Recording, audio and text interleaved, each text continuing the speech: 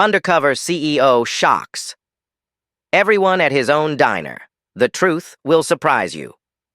Jacob Reed, the CEO of a small but growing diner chain, prided himself on the warm, welcoming atmosphere his restaurants were known for. But lately, something felt off. Complaints had been rising. Service was slow. Employees were quitting at an alarming rate. Reports from his regional managers painted a picture of business as usual, but Jacob wasn't convinced. He needed to see for himself what was really happening in his restaurants. So, he decided to go undercover. Jacob drove 2 hours to a location far from his corporate office, a diner where none of the employees would recognize him. He ditched his usual tailored suit, letting his beard grow out and throwing on a worn hoodie and thick-rimmed glasses. When he walked through the doors, he was just another customer. The diner was busy, but the atmosphere felt tense. The furniture was slightly worn, the walls in need of fresh paint, but the biggest concern wasn't the decor, it was the energy. Something was missing. Something felt off. A young waitress named Megan approached, offering a tired but polite smile. "Welcome. Can I get you something to drink?" Her voice was cheerful, but Jacob noticed the exhaustion beneath her words, the dark circles under her eyes, the slight hesitation in her smile. He brushed it off for the moment. "Just coffee, thanks." As Megan moved between tables, Jacob watched. She was fast, efficient, always moving, never pausing.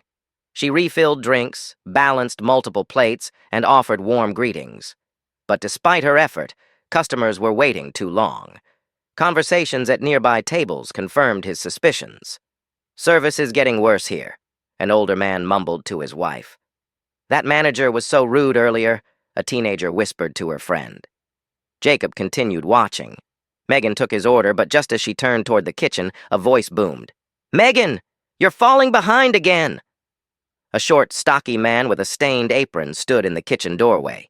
His face was red with frustration. He hadn't introduced himself to Jacob, hadn't greeted the customers.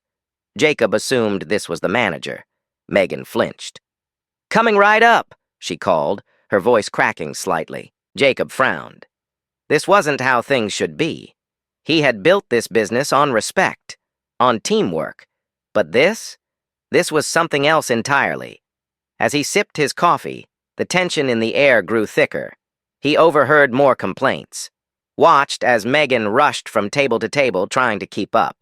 And then, just as he took his first bite of his burger, he heard something that made his stomach drop. Crying. Megan's voice, muffled through the thin kitchen walls. "I'm trying my best, okay? I haven't had a break in 6 hours." A sharp response followed. "If you can't handle the pressure, maybe this isn't the job for you." Jacob's jaw tightened. He set his burger down, stood up, and walked straight toward the kitchen.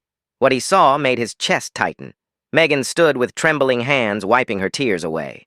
The manager loomed over her, arms crossed, frustration clear on his face. 2 cooks in the background avoided looking at them, clearly uncomfortable but unwilling to step in. Jacob clenched his fists. This wasn't the company he had built. "Is there a problem here?" he asked, his voice calm but firm. The manager turned, startled. No, just a little miscommunication." Megan shook her head, her voice barely a whisper. "I'm sorry." Jacob looked at her, then back at the manager. He wasn't ready to reveal who he was yet. Instead, he kept his tone level. "She looks like she needs a break.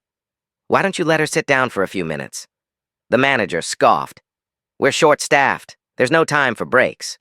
"There's always time to treat people with respect," Jacob countered. The room fell silent. One of the cooks, a young man named Connor, finally spoke up. "Megan's been on her feet all day. She hasn't even had a chance to drink water." The manager shot him a glare. "Stay out of it, Connor. Focus on your station." Jacob turned to the manager. "And who's in charge of making sure your team can actually do their jobs? Because from where I'm standing, the problem isn't Megan. It's how this place is being run." The manager's face flushed. "Look, I'm just doing my job." "We'll see about that." Jacob turned to Megan. "Take 5, he said softly. "You've earned it." The manager started to argue, but Jacob held up a hand. "She's taking a break. Now." Megan hesitated before slipping past the kitchen doors. The manager's expression darkened, but he said nothing. For now. Jacob returned to his booth, watching closely as the shift continued. He took notes. Every interaction, every complaint, every moment of tension. By the time his meal was done, his decision was made.